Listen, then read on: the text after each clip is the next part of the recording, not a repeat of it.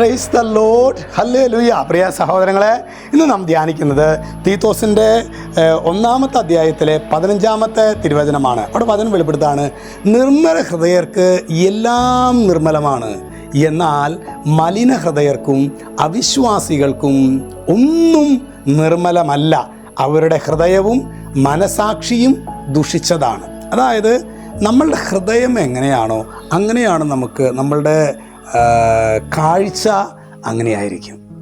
നമ്മുടെ ജീവിതത്തിൽ പ്രിയ സഹോദരങ്ങളെ, അഹങ്കാരത്തിൻ്റെ കണ്ണാടിയിലൂടെ, അസൂയയുടെ കണ്ണാടിയിലൂടെ, ഗർവിൻ്റെ കണ്ണാടിയിലൂടെ, അശുദ്ധിയുടെ കണ്ണാടിയിലൂടെ നമ്മൾ നോക്കിക്കഴിഞ്ഞാൽ എല്ലാം ആ രീതിയിലായിരിക്കും. മഞ്ഞ കണ്ണാടി വെച്ച മഞ്ഞ എന്ന് പറയില്ലേ, ഇതുപോലെയാണ് പ്രിയ സഹോദരങ്ങളെ അതുകൊണ്ടാണ് നിർമ്മലമായി 51 സങ്കീർത്തനം, ഹൃദയമെന്നിൽ നിർമ്മിച്ചരുളുക നാഥ.